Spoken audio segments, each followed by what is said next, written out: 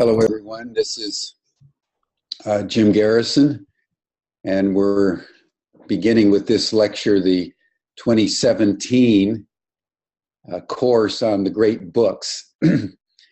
As you all know by now, we have been developing the great books course over the last number of years as a required course for every student in the university. It's the only course actually that's required of all students, because we believe at Ubiquity University and at the Wisdom School that every student should be immersed in the thinking and the responses of human beings over time and across cultures to issues which are perennial. There have been thousands, if not millions, of books written.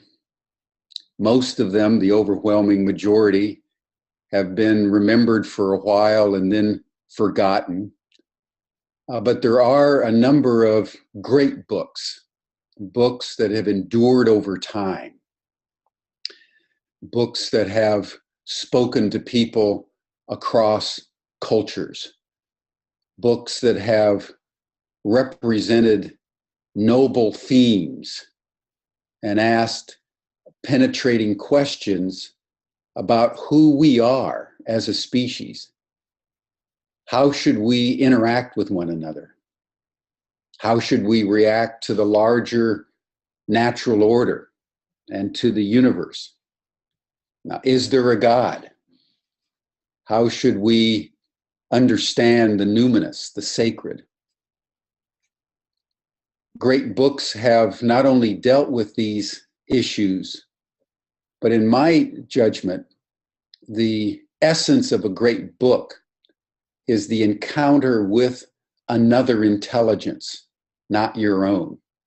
You know, we often think of a book as just words on paper, but a great book is more than just words on paper. A great book is an intelligence that confronts you, that penetrates your psyche, that can transform you and actually change your life.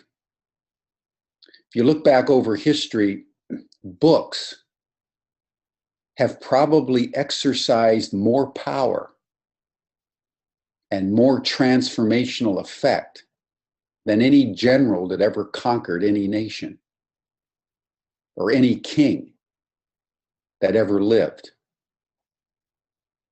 Think of the Bible and how over 3,000 years that book has shaped cultures, ignited wars, created a civilization within the context of which kings have ruled and generals have fought. Think of the Quran. Think of the impact of that extraordinary work that is considered absolutely divine. Think of the Bhagavad Gita. Think of the Analects. The Analects of Confucius. It's probably had more effect, more power, more impact in China and the great civilization of China that's endured for nearly 5,000 years than any dynastic ruler. So when we encounter great books, these are not insignificant. And that's why it's a required course for every student.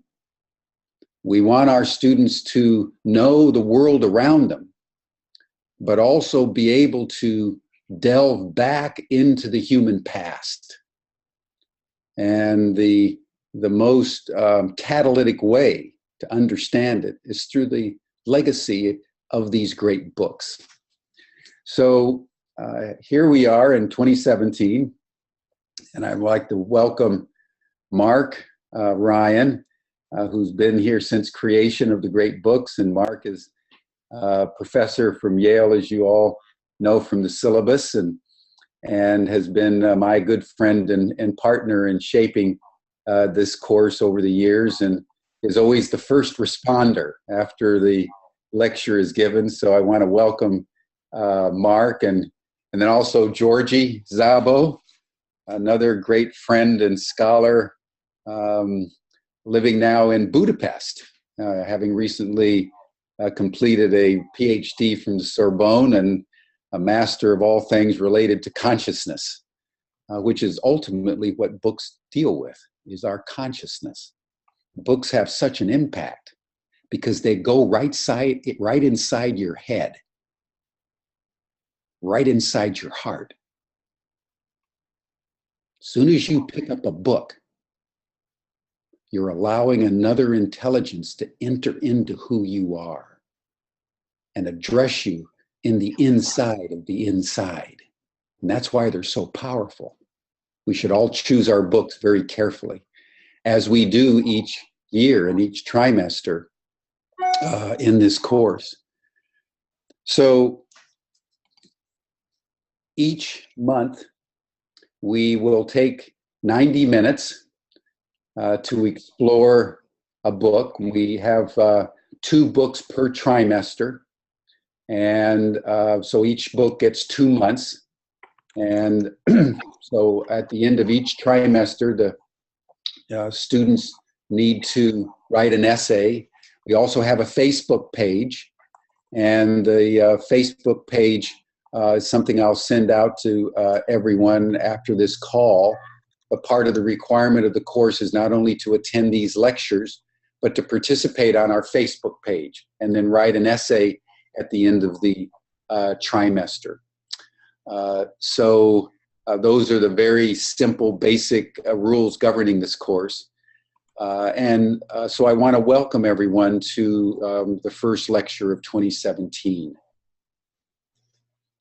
I chose for my opening great book of this year, my favorite playwright, and I think my favorite play, the play Antigone. I've read it many times over the years, and it speaks to me, and I think really addresses some of the seminal issues that we right now, certainly in the United States and around the world, are being faced with. And that is the question of justice. And who determines what is just? Is it the state or is it the individual? And what happens when the state says something is just that you know in your heart is unjust? What do you do then? Do you submit to the state or do you submit to God and defy the state? And in the play that we are going to discuss today and next month, we're going to be taking up the first extant work in history, in literature, that we know about, that deals with the issue of civil disobedience. And given the election of Trump, fraudulently, in my opinion, and in the opinion of many people in the United States and around the world, and the advent, for the first time in American history, of a strong man who has upended conventional political norms and procedures to get himself elected, and got elected with a cabal with Vladimir Putin that was reported by the major intelligence agencies of the United States the CIA, the FBI, the National Security Agency, in a report represented officially, personally, by the director of the National Intelligence Service, has stated conclusively that Vladimir Putin hacked the DNC and Hillary Clinton's emails and inserted itself as a foreign power into the electoral process of the United States with the explicit purpose of supporting and aiding Donald Trump in an exercise in which Donald Trump was complicit.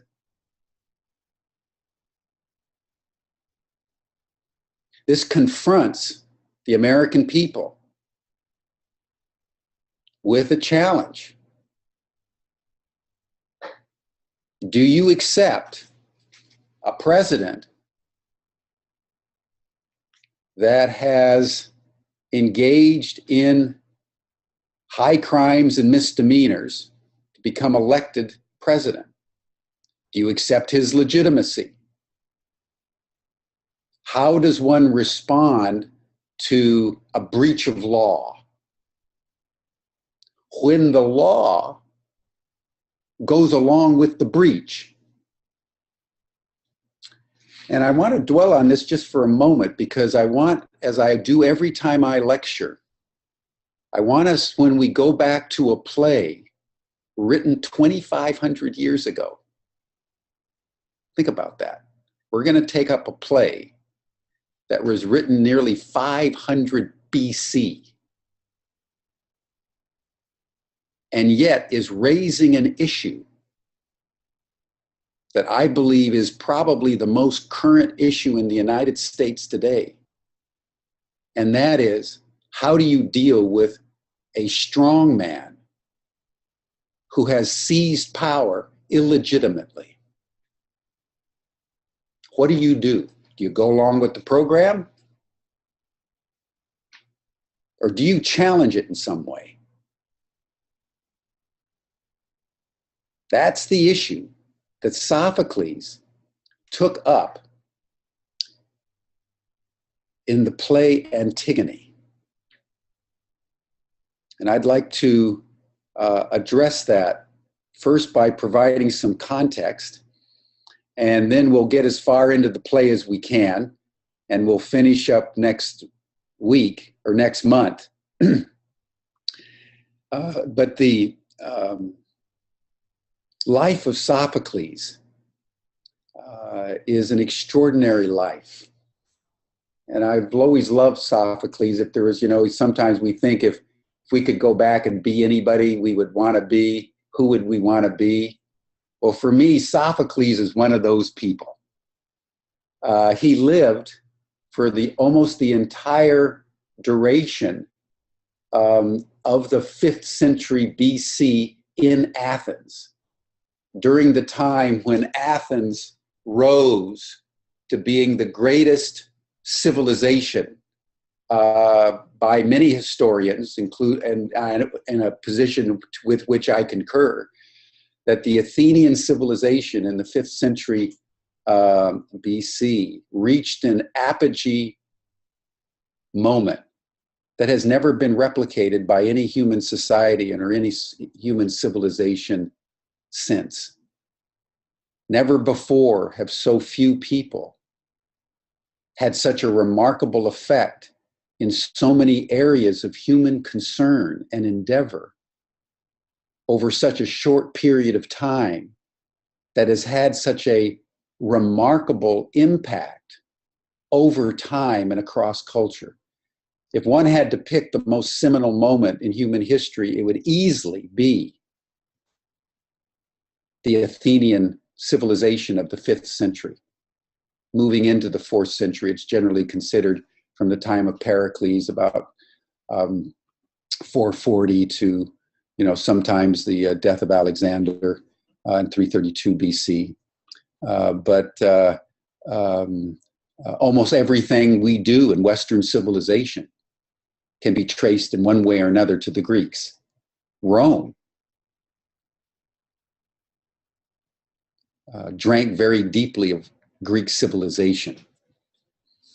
Greek civilization spread to India.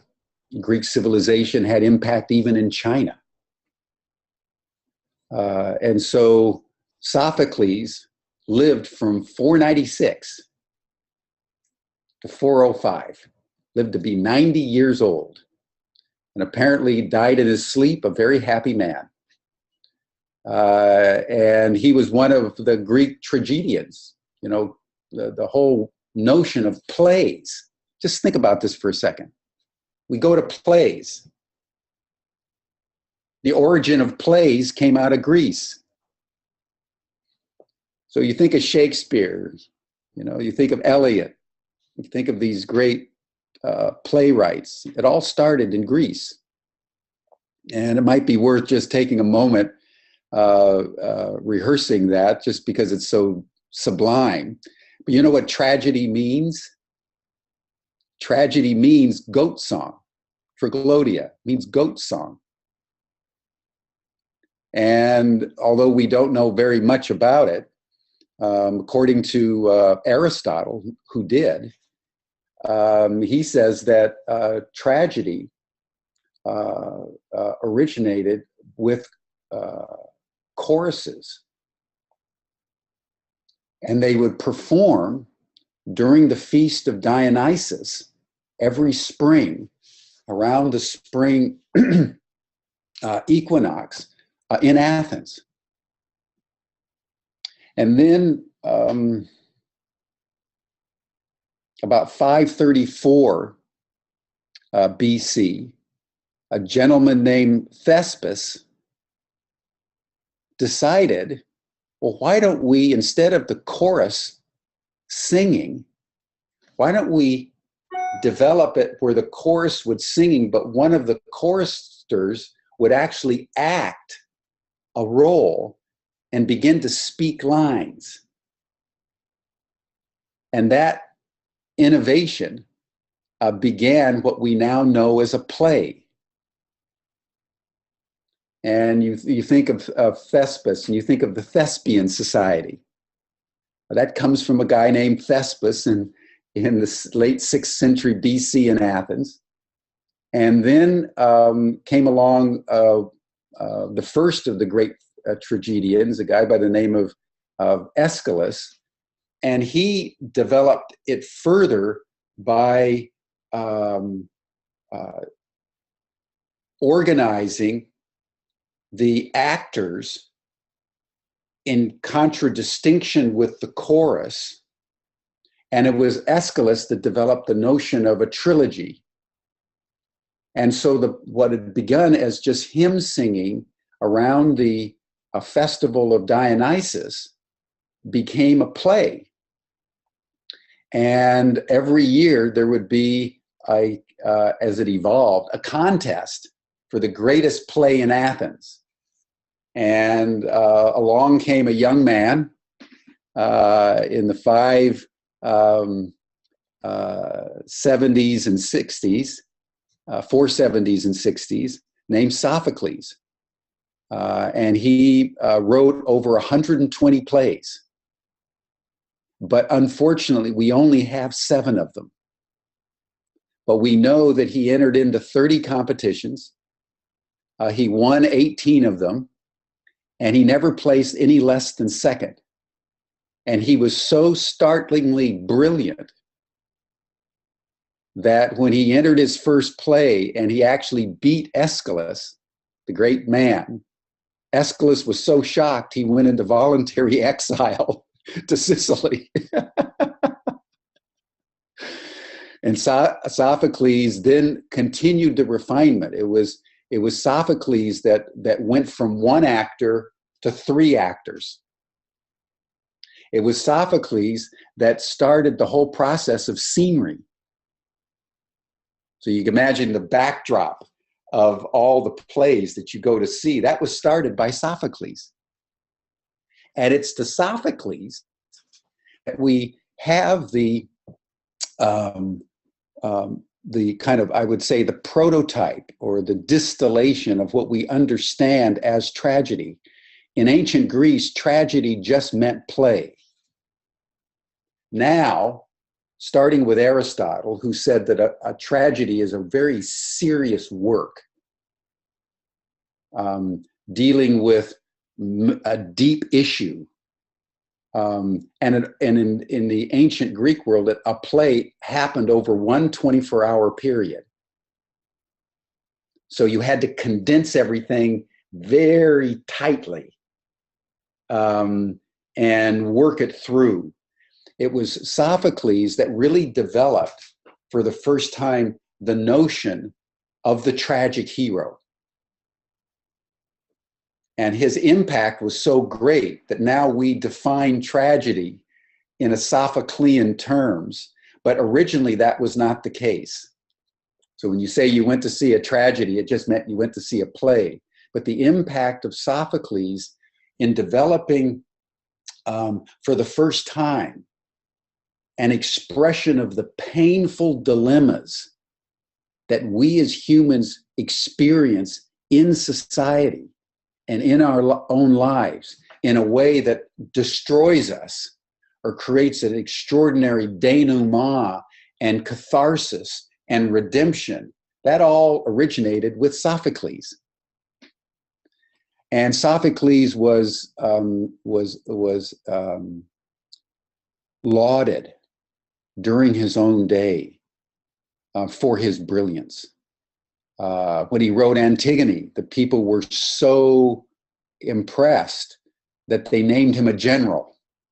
When the god Asclepius, the god of healing, Asclepius, came to Athens, it was to the home of Sophocles that they housed the altar and the snake while they were building the temple.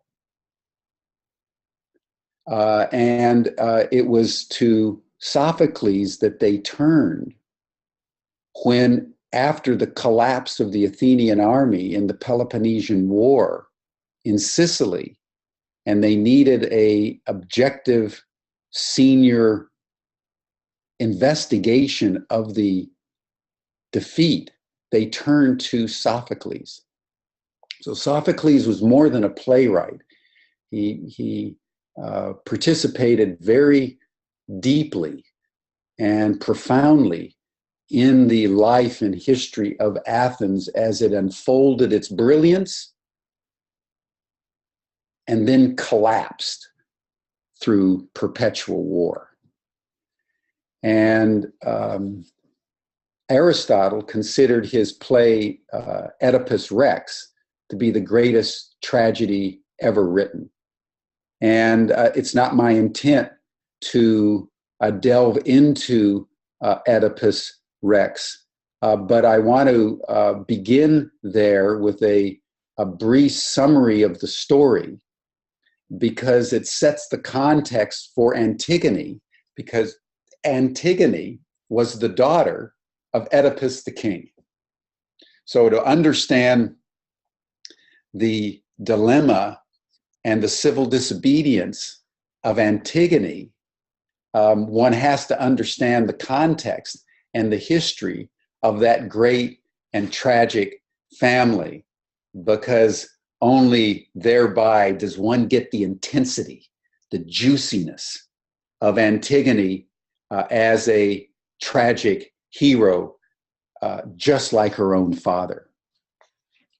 So the story begins in Thebes, in the mythological past. And by the way, Sophocles wrote 3 plays about Oedipus. The first one was actually Antigone in the 440s. And then he wrote Oedipus Rex, which is the beginning of the story. And then the last play he wrote just before he died was Oedipus at Colonus, which was actually performed after he died.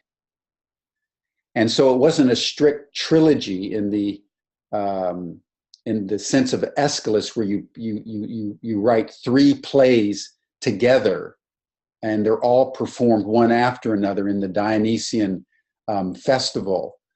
So these are called the Theban plays, but brought together, they actually constitute a trilogy, but they're not strictly a classical trilogy as Aeschylus defined them. Almost all Greek tragedies, by the way, were written about mythological themes in the distant past. Only one of the extant plays was written about contemporary affairs, and that was one of Aeschylus's early plays called The Persians, about the Peloponnese, about the Persian war against Greece in the 490s. So there was a king in Thebes named Laius, and his queen Jocasta were consulting the oracle at Delphi, and they were told by the oracle that if they had a son, the son would kill the father. So in due course, Jocasta gave birth to a son, and remembering the prophecy of the oracle of Delphi, Laius ordered that the baby, the infant, be exposed. And what they did is they pierced his ankles, tied his ankles together with rope, and then gave the baby, no doubt screaming his head off, to a servant, and was told to take the baby out into the mountain and just leave it. And by the way, the name Oedipus means swollen feet. That's what Oedipus means, swollen feet. So the baby was taken out by the servant, but as we know from many other servants, the servant couldn't quite do it. So instead, he met a man who said he was from Corinth, and he gave the baby away to a man, and then went back and reported to the king that the baby had been exposed and died.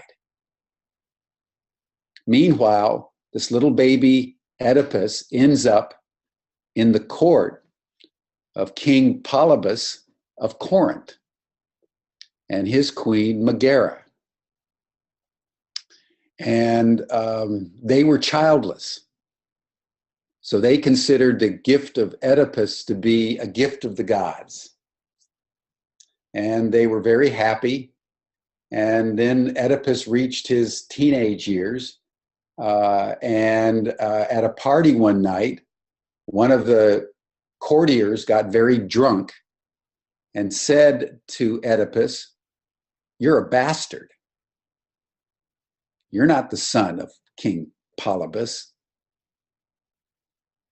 And Oedipus was shocked.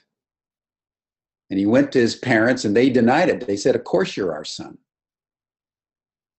But Oedipus wasn't quite satisfied, so he then went off to the Oracle of Delphi. And the Oracle of Delphi said, "Oedipus, you are going to end up killing your father and marrying your mother." So Oedipus thought, well, that means I never should go back to Corinth again. So he decides to go to Thebes, which was near the Oracle of Delphi, and never go back to Corinth, so he would never have to kill his father. On his way to Thebes, he comes to a famous crossroads where three roads come together.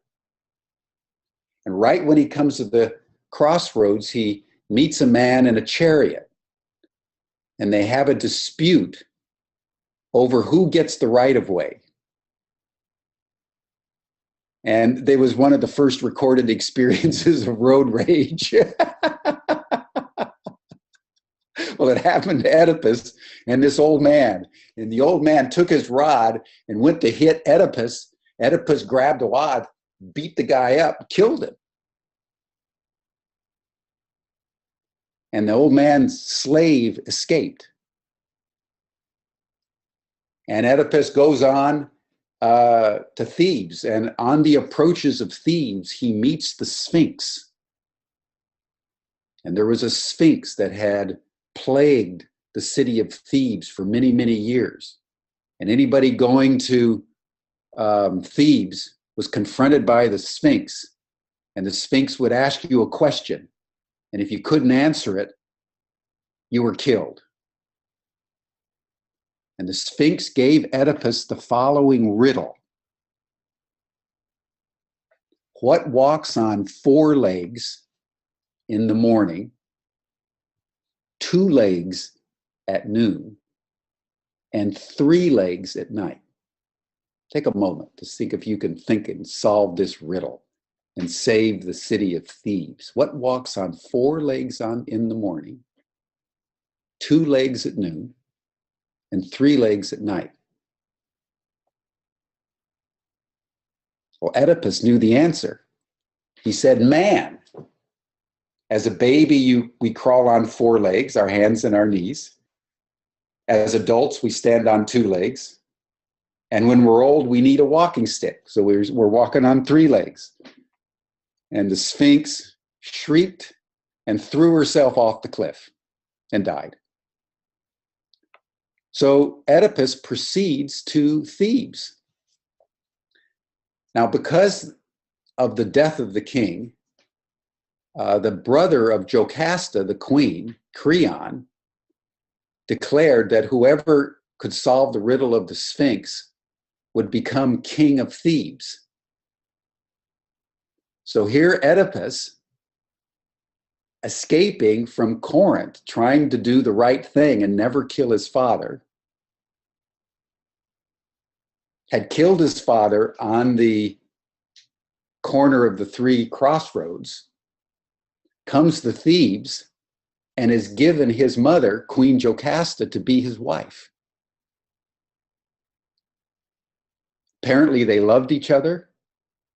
They had 4 children together, and they lived very, very happily until one year, a plague descends upon Thebes and strikes the women with infertility. And Oedipus decides that he is going to solve the problem. So he sends Creon, his brother-in-law, also his uncle, unbeknownst to him, to the oracle at Delphi to find out what to do. And the oracle says to Creon, there's a plague in Thebes because the murderer of King Laius has never been brought to justice. So Creon goes back to the court and says to Oedipus, we're going to have this plague until somebody finds out who killed the former king, King Laius. And Oedipus says, well, I'm surprised you didn't solve this already. And thereby begins a process of consultation. Finally, they bring in the blind poet Tiresias. Remember, it was Tiresias that had advised Oedipus when he went down into the underworld.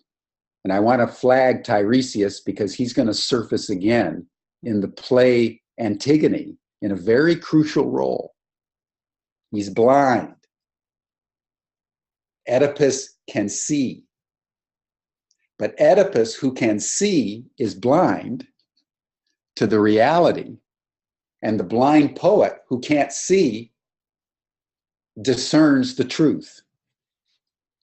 And that is the real genius of Sophocles in Oedipus Rex. It's a brilliant, brilliant, brilliant play. And maybe next year I'll go into more detail about Oedipus Rex because it was performed in Athens at the apogee moment of Pericles, at the moment when Pericles had started the Peloponnesian War that devastated and undid everything that he had tried to build. So the positioning of Oedipus Rex as the great turning point of the Athenian brilliance is worth its own lecture. But I offer it now as an hors d'oeuvre and as a way to set up Antigone. By the end of the play, Oedipus understands that he had indeed killed his father and that he had indeed married his mother. And in the aftermath, Jocasta, his mother and wife, by whom he had 4 children, including Antigone, kills herself. Oedipus walks into her bedchamber, sees her dead on the bed. She had stabbed herself. And he takes 2 of her hairpins, long needles, and punches them right into his eyes and pokes his eyes out, saying, I who thought I could see, who thought he could see, was blind. And now that I see, I'm blinded. His kingship obviously falls apart. He wanders out of Thebes. His sons desert him, and he is only befriended by Antigone, his daughter, who holds his hand and leads him along the way. He ends up at Colonus, an outskirt of Athens. Polynicus and Antiocles, his 2 sons, come begging him to choose between them who should be the permanent king of Thebes. But because they hadn't supported him in any way, he curses both of them. And then he goes into a grove of trees, led by Antigone, till almost the very end. And then he enters into the sanctum sanctorum alone and dies. Polynicus and Antiocles then are the inheritors of his throne in Thebes. Creon is partial to Eteocles. What they decide to do is to alternate year by year. One year it's Polynicus, one year it's Eteocles, and then they alternate back and forth. Well, one year, Eteocles decides that he's not going to give up the throne. And supported by Creon, he refuses to leave the palace. So Polynicus brings in a band of 6 other lords and kings around Greece and lays siege to Thebes. And in the ensuing battle, the brothers come into hand-to-hand combat with each other and kill each other. And Creon then seizes the throne and declares that Eteocles will be buried, but Polynicus will not be buried and just left exposed as punishment for laying siege to Thebes, even though Polynicus was due the throne. So the play Antigone begins with the 2 sisters, Antigone and her sister, Asmini, before the gates of Thebes, in the aftermath of the battle. And the question with which the play opens is, what are these sisters going to do about their slain brothers? And in particular, the one brother, Polynicus, that had been left unburied. And to just take a moment on what that meant in ancient Greece. For the ancient Greeks, if you were not buried, your soul did not travel to the underworld, and you were condemned to be a ghost. If you remember the Battle of Troy and the Iliad of Homer, where the Greeks are laying siege to Troy, and Achilles defeats the great Hector after Hector slays his cousin Patroclus. What did Achilles do? Achilles killed Hector, tied his feet in ropes, and then tied the rope to the back of his chariot and rode 7 times around Troy with the dead body bumping along on the rocks, and then took the dead body back to the Greek camp and was not going to give it burial. Then in the night, King Prius, the father of Hector and the king of Troy, slipped through the Greek lines into the tent of Achilles and begged him to give him back the body of his son, so at least he could have a decent burial. And Achilles, profoundly moved by the bravery and the pathos of Priam, gives Hector back, declares there would be 12 days of truce while the Trojans buried Hector. So it's within that context then that Creon's decree that Eteocles would be buried, but Polynicus would not, should be understood. And so the sisters of the 2 brothers then, as the play opens, begin the process of understanding what had just happened and making the judgments as to what to do. And I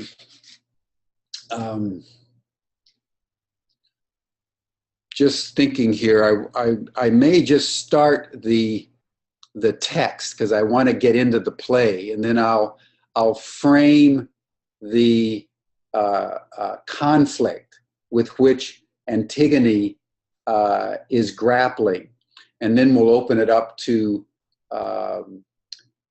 Mark, and then Georgie and Will, and then the students for discussion. But I hope that by understanding the complexity of Oedipus and how that shaped the choices of Antigone, we really get a sense not only of the genius of Sophocles, but the way that this great tragedian opens up for us the deep complexities of what it means to be human. We want to simplify. We want to cut the polarities off from one another. But what Sophocles forces us to do in each one of his plays is to confront the complexity of the human condition And it was Sophocles that said, to act is to suffer. Many times in life, there's just no easy answers. And the greatest lines that I personally know from any scripture, any orator, actually come from Aeschylus, expressed brilliantly by Oedipus Rex and Antigone. One of his plays, Aeschylus says, drop by drop, pain that cannot forget falls upon the heart until in our despair, against our will, comes wisdom by the awful grace of God. Drop by drop, pain that cannot forget falls upon the heart until in our despair, against our will, comes wisdom by the awful grace of God. Look at the story of Oedipus, condemned by prophecy to kill his father and marry his mother, seeking as a good man to escape that fate, but through fate ends up fulfilling the prophecy. And when confronted, has the moral stature to penetrate into the solution, the truth of the matter, even though the truth of the matter is going to destroy him. As Tiresias said to Oedipus, you see, but you're blind. I'm blind, but I see. And then the young Antigone has to hold the hand of her father, knowing that she is a victim of incest.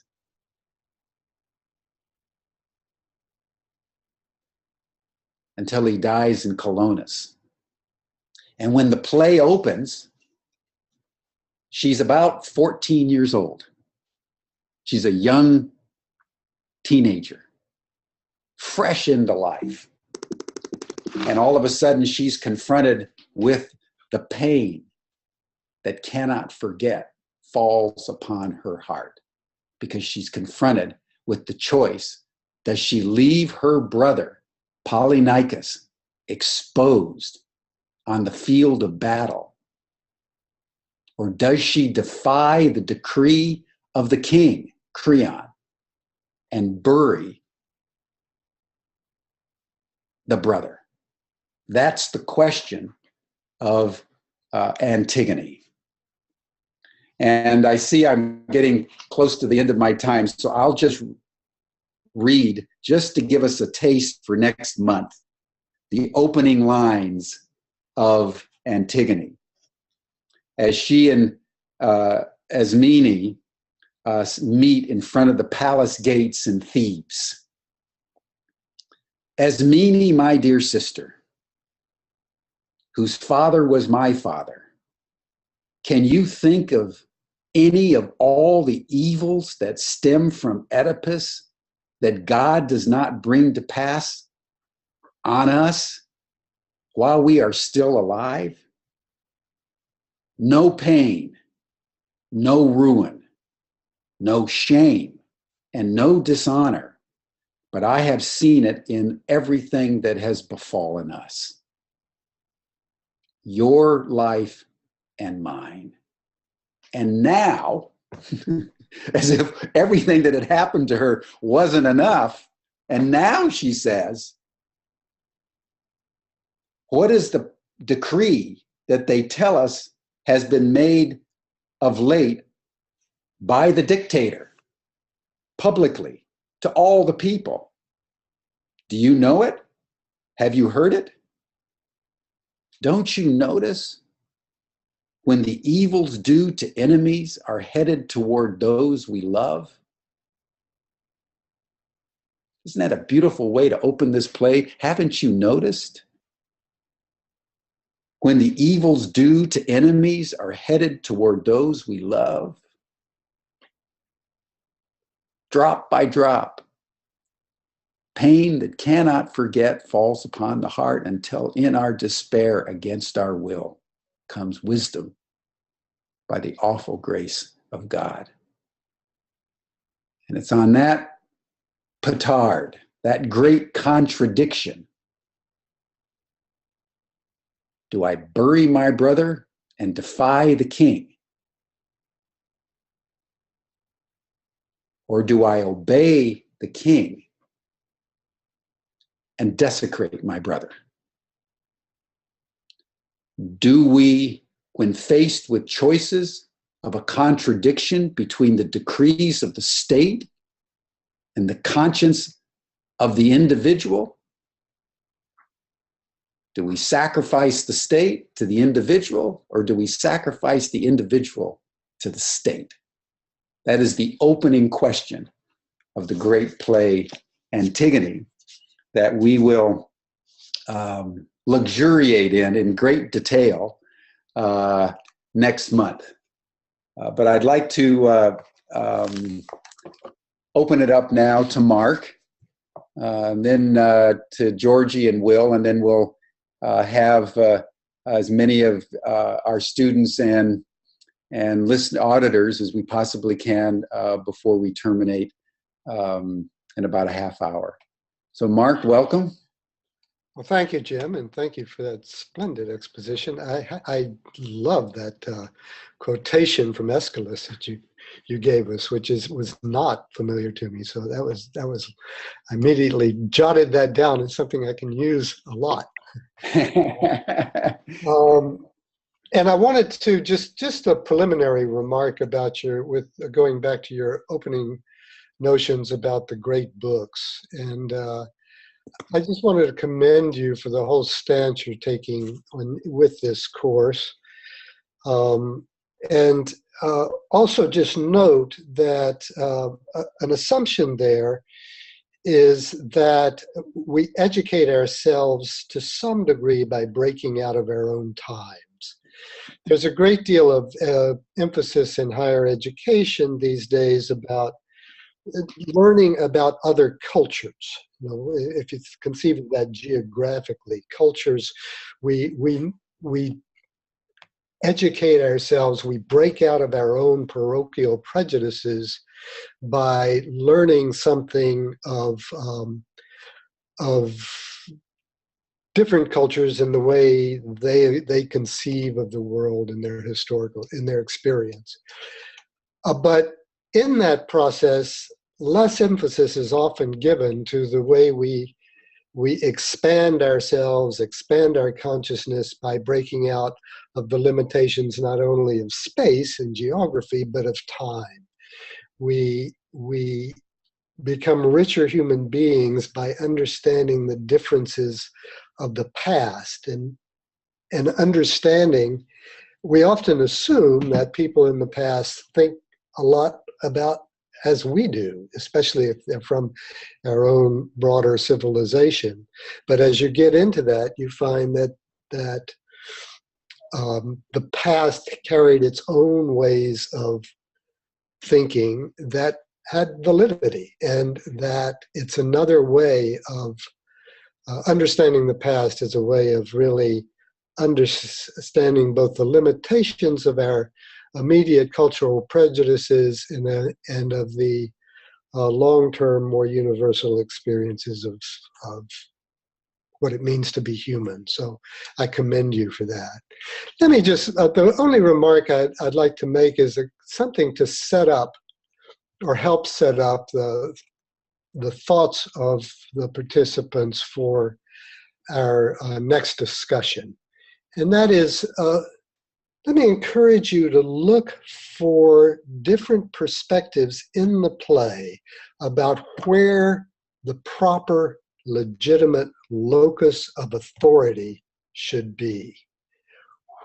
Who has the ultimate authority? There are several options here that crop up in the discussions. Is the ultimate authority in some kind of a divine order? Does the natural order entail some kind of a broader context to which we all must conform? I think the play leans in that direction. And here you talk about the will of Zeus, and it's taken for granted that the burial of the deceased brother whose corpse is rotting is something that is against the natural order of things. But that's not so easy, and I love Jim's emphasis on the complexities that these discussions introduce, because if that's true, how do we know? Is it self-evident? Through most of history, a lot of the natural order, the divine order, has been seen as self-evident. But I'm sorry here. But in fact, the modern mind questions just how we can know that natural order, and even if it exists in some ultimate way, is it constructed by us rather than coming from some absolute beyond us, something built into the very substance of nature? Another potential locus of authority is the rule of law. Creon sees himself in part of this discussion as representing the rule of law and the stability of the social order, and that is not to be dismissed, because if that breaks down, we can have chaos in the city where there is certainly no justice in anarchy, usually in the Greek mind. Another potential locus of authority leans towards democracy. It's in the popular will. Is that, and it's interesting to me how this crops into this play. In modern democratic theory, the ultimate authority is in the popular will. And you find here that it's clear that the people of Thebes go along with the assumption that the corpse should be buried, and they are very much in favor of that. But nobody will tell the ruler because they're afraid of incurring his displeasure. And then another locus of authority is the will of the ruler himself. If the ruler is legitimately established and it's his job to consider what's best for the society, is it not defensible that his will should be law? But here we find discussions here, at least in my translation, there's the term the pleasure of Creon. It's his edict is at his pleasure. And that implies a sense that his own individual ego may be subsuming his legitimate authority as head of state. So we have at least these four potential loci of authority. The divine order, each of which has their problems. The divine order, but if that's it, how can we know it? And is it really an absolute? Many of us would not go along with the notion that anybody who isn't properly buried today would be a ghost for the rest of eternity, rather than going to Hades. So it may be questionable. Is there some nascent democratic notion in here by bringing in the notion of a popular will? And is the popular will necessarily in harmony with that divine order? The social order in the general rule of law is seen as very important, because if that breaks down, then there can perhaps be no order in the society at all. Yet what happens if the rule of law seems to be in violation of either the popular will or the divine order? And finally, how far can an individual ruler carry his own will, and another question here, which I think is introduced with this, with the character of Creon, is how well does Creon understand himself?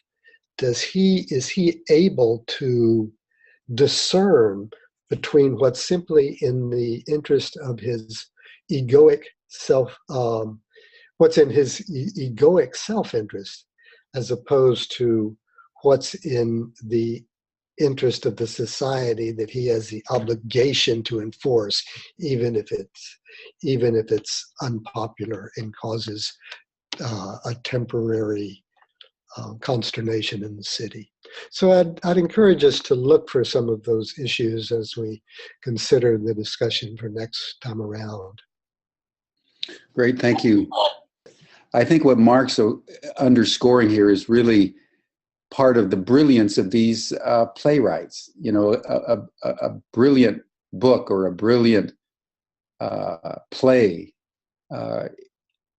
is not necessarily because it comes to a specific conclusion, but because it opens up the complexity of choice.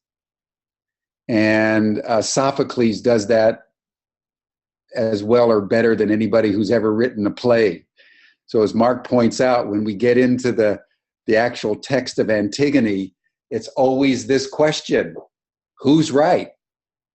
And what you find in the chorus and the people of Thebes is that the understanding deepens as the play proceeds, and opinions shift, and the weight of the evidence shifts, and your perception of who's right and who's wrong also shifts as the play unfolds. And at the end, 2,500 years later, you're thinking, wow, what a great series of questions about issues that we continue to grapple with even today. So thank you, Mark, for underscoring that about Sophocles and the particular play Antigone, because we're going to get into all those issues much more detail next time. So Dr. Szabo. Hey, Jim. Well, thank you very much for a very passionate presentation. You're such a great storyteller. I really, really enjoyed listening to Antigone by you. Just really quickly, two things, because I know that Will would like to say a few words, and we need to open up to our students for question and answers. Thank you very much for emphasizing the importance of books. I'm myself such a great book lover, and I really am very grateful to my dad, who from very early age on, he kept giving me books and read, which really started to form my imagination and creativity. And I really love since then reading books. And it is true that your favorite books that come to you, and they speak to you, and you actually form the story after having read the story. So this is my first comment. The second is that while you were speaking, I have lots of questions, but I will keep most of them to the end, because of course I know the end of the story. But there were actually one concept that kept kind of like ringing in my consciousness is freedom and determination. So it is Oedipus's determined life, really, where he thought that he had freedom. And the same theme runs through Antigone's life, that she thinks that she has freedom in terms of choosing whether burying her brother or not, or what is right and what is wrong. So I would like to hear your point, your viewpoint on this. Of course, 2,500 years ago, Sophocles was already talking about this, which is like really an age-old concept. What do we have, and in what degree freedom and determination? Because the theme, I feel, and this is what I just jotted down while you were talking, the theme of Antigone is the right of individual to reject society or any hierarchies infringement on her or his freedom to perform a personal obligation. So personal obligation, I think I have freedom. And of course, the society or any kind of like hierarchical organization oppresses me with that system's determination. So that is another kind of like great topic for thought. But I would like to hear your view on this in terms of Antigone and in terms of now. Well, that's the $64,000 question, as it were. You know, I had an experience when I was a young man. When I was born and raised, my father, who was really a hillbilly from the Ozark Mountains of Missouri, had no notion of his ancestry. He became a missionary. He was a writer. I've been a writer and a missionary of sorts, preacher. And I thought I was doing this because I'm a free man. Nobody thinks he's freer than me, right? Then when I was about 21 years old, I came home one day and my father very excitedly said, Jimmy, we've been contacted by the Isaac Garrison Family Association. It turns out that our people that came from Provence in France back in 1686 to North America. And our family has lived out the entire history of the United States. Fought in the Revolutionary War, you know, was here 1686. That was almost 100 years before the Revolutionary War. You happen to be a 10th generation American. And guess what? The predominant occupation of our family is being soldiers and writers and preachers. So here I was, and so my father, exercising completely free choice, had done exactly the same thing that the males in our family have done for 10 generations. And when I heard that, I can still remember, I felt like the energy in my stomach just kind of went, whoa. And ever since, the question that you pose has almost haunted me as I've made my choices. Because particularly as members of Western democracies and the Enlightenment and America, we assume freedom. We don't believe in God anymore. We don't believe in providence. We don't believe in fate. None of us would go to the Oracle of Delphi. That would be silly. And yet, I believe that the challenge of Oedipus Rex around fate and free will and determinism and choice is as true today as it was then. And that's what makes our humanity so noble, but also so torturous in a way. Because as Mark points out, we are in what we know not. And we're living within the context of that which shapes us and determines us more than we possibly imagine. And most of us die. This is another point of Oedipus Rex. Most of us die never seeing. And in order to truly see, you have to engage in tragedy. And won't say more on that, but it's a great, great question that goes to the heart of the story of Oedipus and Antigone. And as we'll see when we get to Antigone, in the end, she was confronted with the same thing. Yeah. That's the last phrase of the chorus at the end of the play addresses Georgie's question. So thank you for that. Thank you very much. Will. Yeah, thank you, Jim. And so just have two brief comments since I came a little late. One is the relationship of passionate connection, which you embody, and also reflection and detachment, which you embody. And this brings up Sophocles' statement that you mentioned: to act is to suffer. And or one way we might put it, to act is to connect. To act is to immerse yourself in the sensuality of life. And out of that immersion in sensuality comes insight. Now, this is over on the other side of the seesaw, the teeter-totter, is the Buddhist perspective that there's a distinction between suffering and pain. And that suffering arises from our connections. And so the goal of enlightenment is to detach. And so I'm aware in myself of these tensions between passionate connection, which is the truth of the indigenous people and of quantum physics, that everything is so deeply intertwined, we couldn't possibly detach even if we wanted to. But on the other hand, it's that very detachment, that very connection that caused the suffering, according to Buddha. So I just want to raise that tension of opposites.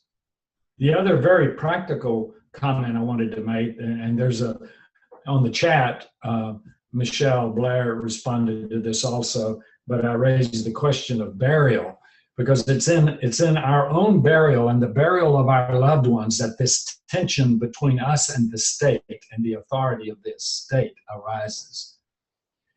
And I would suggest that the authority of the natural order is actually questioning embalming and also cremation. And that we are now discovering that both embalming and creation contribute considerably to the pollution of the environment and ecofield. Thus, the web of ecofield seems to be bringing us back to some kind of connection with burial that we've lost. See, in our whole practice of burial, we have distanced ourselves from the passionate connection with death, right? So the American way of death is the denial of death. So I'll pause there. Wow. Thank you. Wow. I hadn't really thought about burial as an issue.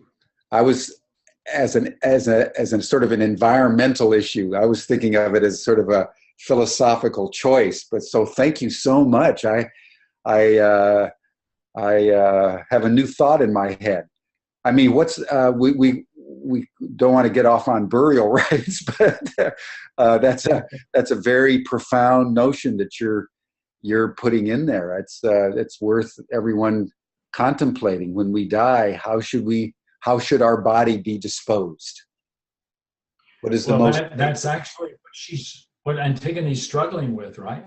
Yeah. I mean, that's the heart of the play. That's a layer underneath the layer. Yeah.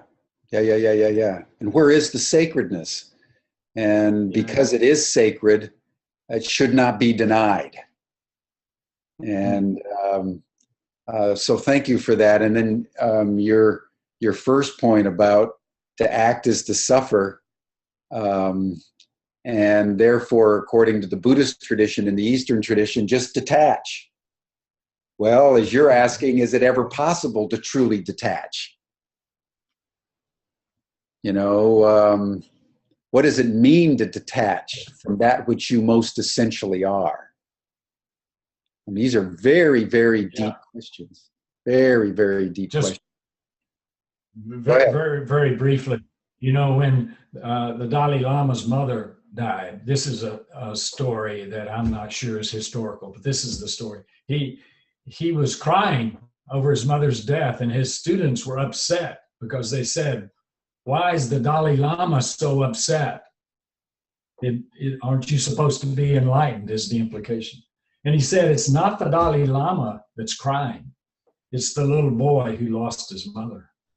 Mm. Mm. Mm. That's beautiful. That's beautiful. Yeah, I mean, this whole question of action and inaction, of attachment and detachment, what constitutes suffering, how suffering is distinguished from pain, what is the true pathway toward the elimination of suffering? Is it through detachment or is it through transformation? You see, the Sophoclean way, just to touch on this for a moment, because what Will's raising is really profoundly important. You know, do you deal with suffering, as the Buddha indicated, through detachment, or do you deal with suffering, as Sophocles would argue, through transformation? So that even though the man who thought he could see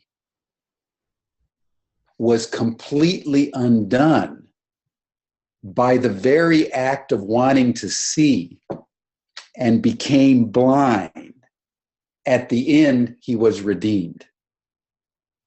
So how do you deal with these contradictions? Do you leave or do you go right into the heart? And in going to the heart, allow yourself to be destroyed. And in your destruction, you reach a level of clarity that is the key and the gateway to transcendence.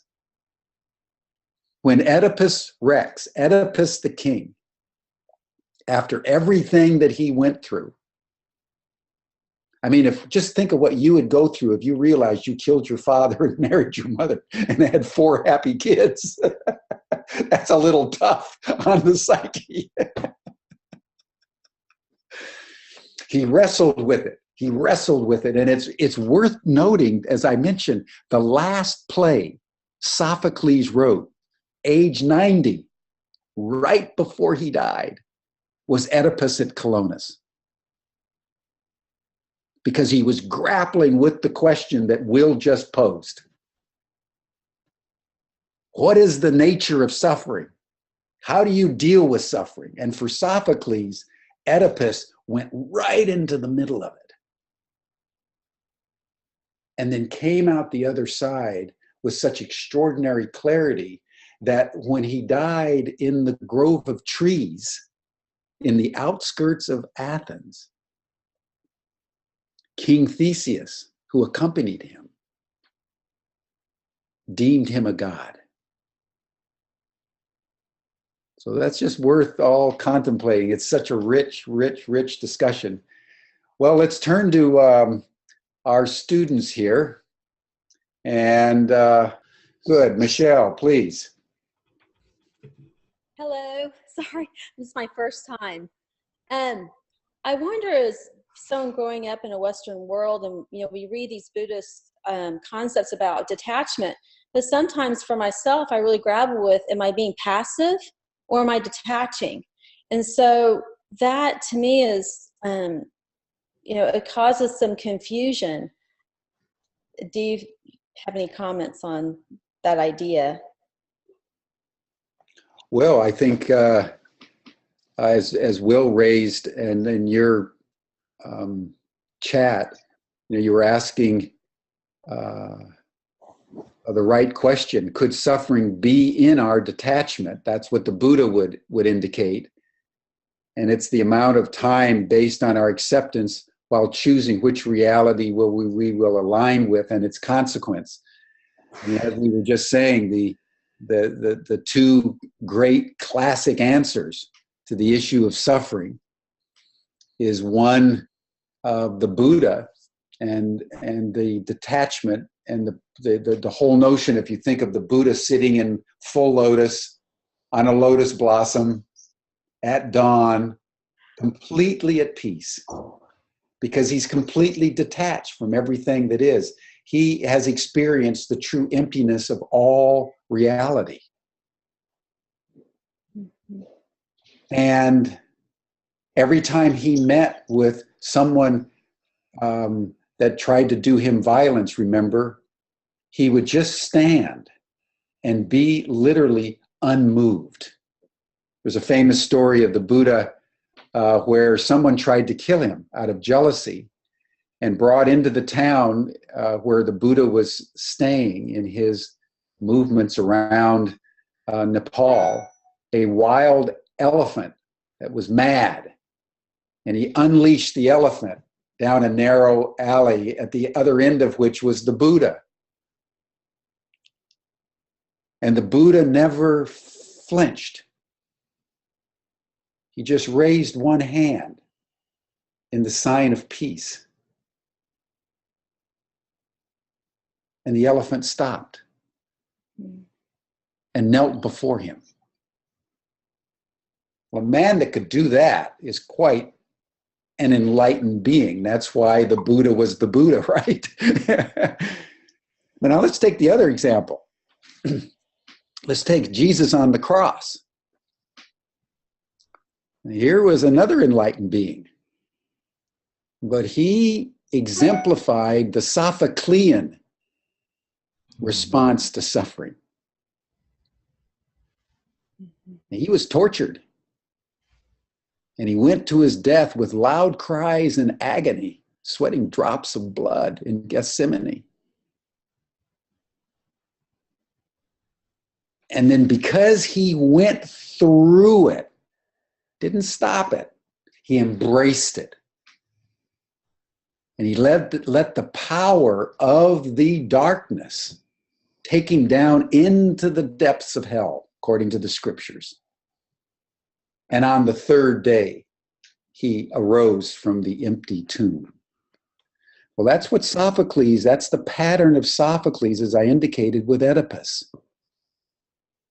And this is the notion of the tragic hero in Sophocles, is the person who does not blink, accepts the full responsibility, absorbs the darkness into himself or herself, allows the suffering and all the pain to literally dismantle them. Mm-hmm. But because of the integrity of their willingness to complete the process to the very end, are transformed.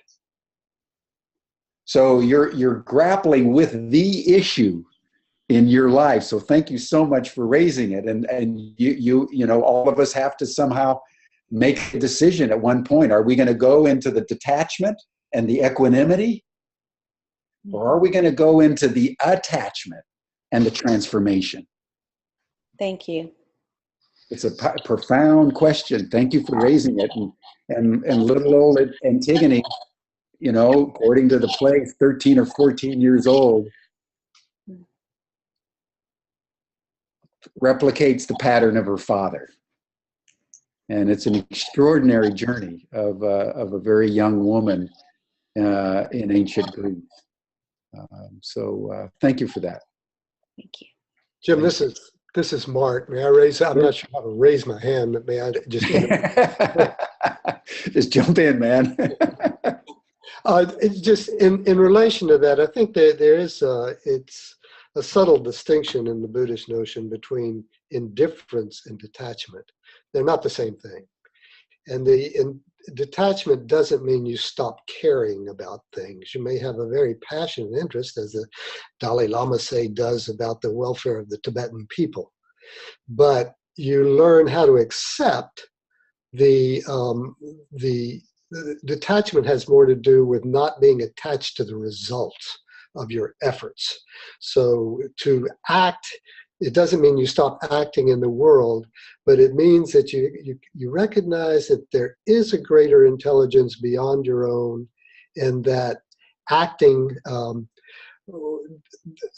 that in acting you can accept the results as they come without losing your equanimity. So I think there is a distinction there that's often lost. Thank you. There are many distinctions. Georgie could add a couple dozen more. I was just trying to tease out the principal polarity with which these great minds. That's why I love books, and I love great books. These guys 2,500 years ago were grappling with what we're grappling with, but they did it with such brilliance. You feel dwarfed by the genius of the way they construct the choices and the thematic interplays. It's a brilliant, brilliant thing. Okay, thank you so much, Michelle. Are there any other people that want to raise their hand? As we go down, maybe one more hand. Dave McQuarrie has his hand up. Good, Dave. You get the final hand. Yes, hi. I'm assuming that you can hear me. Yeah. The distinction that I wanted to raise is not the distinction between attachment and detachment, because I think that at some level I'm wondering if one can do both simultaneously. But the deeper distinction is between engagement and avoidance. That the question for me that Michelle raised is the question of, am I being at peace with the situation because I've engaged, or am I being going into acedia as a form of avoidance of the issues? So the question that and partly the question that I've been contemplating in the last few months really, is the distinction between nonviolent civil disobedience and sabotage. That certainly the traditions of Thoreau and Gandhi and Martin Luther King Jr. have all been into the process of nonviolent, whereas the processes that lead us, I believe, into anger at the system, unresolved anger at the system, are those that potentially lead us into sabotage. And quite frankly, I don't know what is needed at the present time, because the choices of nonviolent civil disobedience are slow.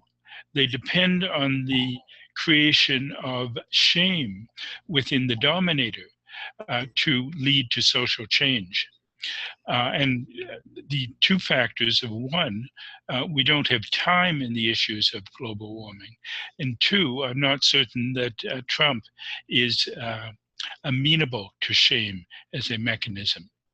So all of these, for me, create a major dilemma in looking at the issues raised by Antigone versus the issues of what do we do at the present time in our engagement. So many, many thoughts and a deep appreciation, as Georgia mentions, of your incredible ability to frame discussions. Thank you. Thank you. And I just would add for everyone, Dave wrote a brilliant dissertation on the question of acedia. And what acedia is, it's an old kind of theological term, but it's been around for a couple thousand years. And it really connotes the kind of the moral laziness or torpitude that afflicts most people and precludes them from engaging in these choices because they go along to get along. And in fact, it's one of the points that will come up when we go into the play Antigone, the sentry that delivers Antigone to Creon. At the end of his report to Cleon, he says, "Phew, basically, I'm glad I'm not Antigone.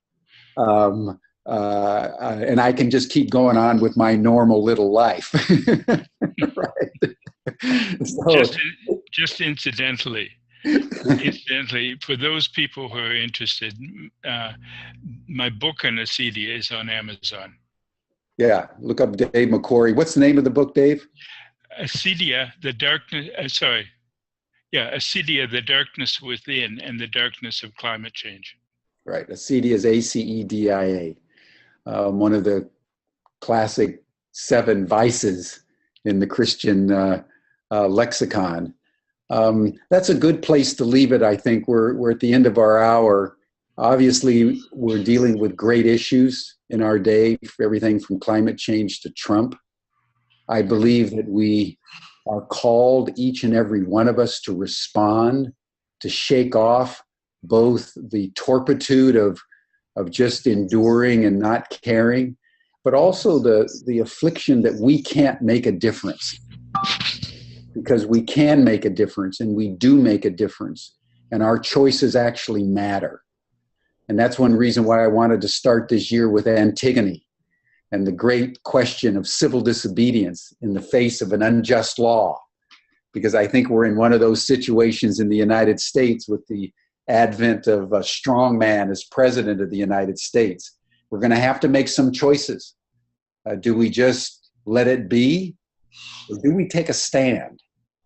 And that play, written by Sophocles 2,500 years ago, demands that a choice be made, a stand be taken, and thereby not only is the overall situation changed, but our own personal transformation is catalyzed.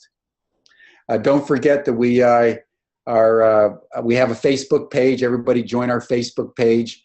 I'll get the Facebook page and the assignments out to everybody sometime in the next 24 hours. But I want to thank everybody for the richness of this conversation. Mark, Georgie,